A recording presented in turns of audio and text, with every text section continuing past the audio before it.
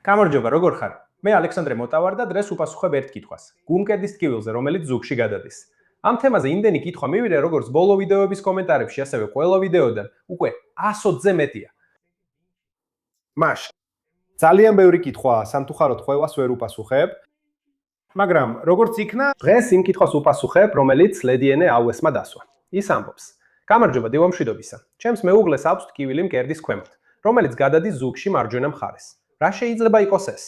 ლედიენე, აი რა ხდება? არსებობს უამრავი რამ, რაც შეიძლება ამ ტკივილის გამოწვევის ან მასში წვრილის შეტანის მიზეზი იყოს. კარგი? თუ მარცხენა მხარეს იქნებოდა, ეს ცოტა უფრო შემაშფოთებელი იქნებოდა. რატო? იმიტომ რომ გული მარცხენა მხარესაა და ასეთი ტკივილი მკერდის წვრის უკან უკვე დამახასიათებელია. ხო ასე? ეს ტკივილი გულმკერდში, რომელიც გადადის ზურგში, ბეჭდში, ან თუნდაც მარცხენა ხელში, შეიძლება იყოს ნიშანი იმისა, რომ გული გაფრთხილეთ, ხურადღება მიაქციო, ჩაიტარო გამოკვლევა. კარგი? რადგანაც შენი ქმრის ეს ტკივილი მარჯვენა მხარესაა, ეს უკვე გვაფიქრებინებს მკერდის მეორე მხარეზე, დიაფრაგმის მეორე მხარეზე, ხო ესეა? ეს ღვიძლთან კავშირზე მიგვითითებს. არ ვამბობ, რომ შენი ქმრის ღვიძლს რაიმე პრობლემა აქვს, მაგრამ მობიურობის დისფუნქციები, ღვიძლის მოძრაობის ცვლილებები. ჩვეულებრივ ამ რეგიონში იწვევს ამ მცირე ტკივილებს.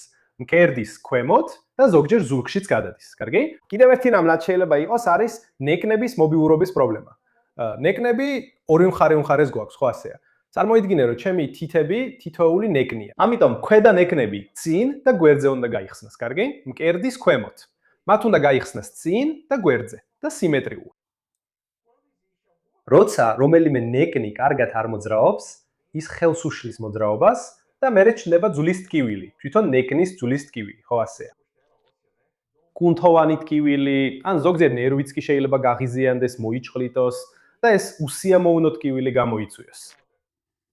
კარგია? მნიშვნელოვანია, რომ შენმა ქმარმა გაიაროს შეფასება კარგ ოსტეოპათთან, რათა გაირკვეს, რა შეიძლება იწვევდეს ან ახდენდეს გავლენას, ხელს უწყობდეს ამ ტკივილს. უმეტეს შემთხვევაში ეს მარტივი რამეა, კარგი? მაგრამ ნამდვილად იმსახურებს შეფასებას. ამ ეტაპზე რაც შეგიძლია გააკეთო? ან სულ მცირე, რჩევა მისცე. ეს ვიდეო აჩვენე შენს ქმარს, კარგი? ან ნებისმიერ სხვა ადამიანს, რომელსაც მსგავსი ტკივილი აქვს. შეგიძლია შემდეგი გააკეთო. დაადე ხელები აქ, მკერდის ქვემოთ, აი ესე. და ისუნთქე, აკვირდებოდე მოძრაობას. არ არის საჭირო ერთბაშად ჩასუნთქვა და ამოსუნთქვა, არც მთლიანად შევსება ან დაცლა ერთდროულად, სცადე უფრო გრძელი სუნთქვა. შენს ხელებზე იგრძნობ ნეკნების მოძრაობას, ხო ასე? ნეკნები უნდა აიწიოს, როგორც ვთქვი, წინ და გვერდზე სიმეტრიულად, ანუ ორივე მხარეს ერთნაირად. თუ მარჯვენა მხარე არ იხსნება, ანუ თუ შენი ქმარი სუნთქავს და ასე აკეთებს, მხოლოდ ერთი მხარე იხსნება, ეს ნიშნავს, რომ ამ ნეკნებს მოძრაობა სჭირდება. ნეკნებს და დიაფრაგმასაც. კარგი? რა შეიძლება გაკეთდეს გასაუმჯობესებლად? დაწექი მარცხენა გვერდზე, მარჯვენა მხარე ზევით. შეგიძლია ხელია გადადო, თავზე გადახკო. და სცადე სუნთქვა ისე, რომ ჰაერი აქ მარჯვენა მხარეს მოხდეს. მე დავდგები, მაგრამ წარმოიდგინე, რომ ვწევარ. აქ არის ჩემი საწოლი, დავწექი. მოკლედ, აი აქ ვწევარ, ხელი აქ ზემოდან და ისუნთქე ისე, რომ გინდა ამ ქვედა ნეკნების აწევა. აი აქ.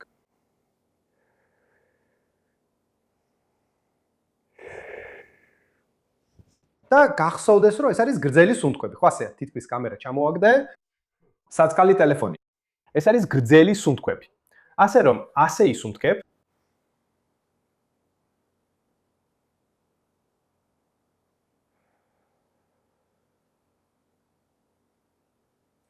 დასაწყისში შეიძლება რთული იყოს ამ ადგილის ამოძრავება, მაგრამ გააგრძელე ეს ძალაზე არ არის, ეს ტექნიკის საკითხია.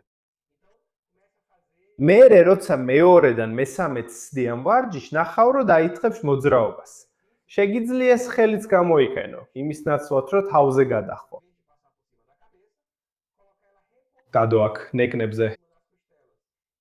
ასე უკეთესად იგრძნობ ნეკნების მოძრაობას.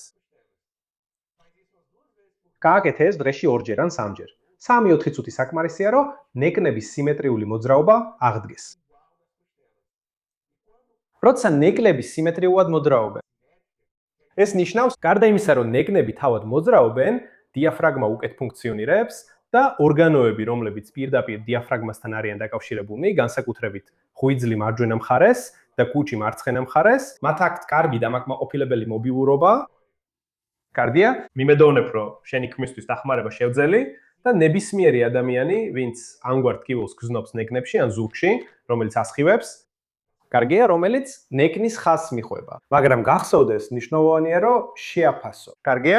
რადგან ხშირად ეს ტკივილები შეიძლება გავცელდეს. ზოგიერთი სხვა პრობლემიდან. მას აქ გავჩერდი. თბილი მოკითხვა და შემდეგ შეხვედრამდე. სუბტიტრები.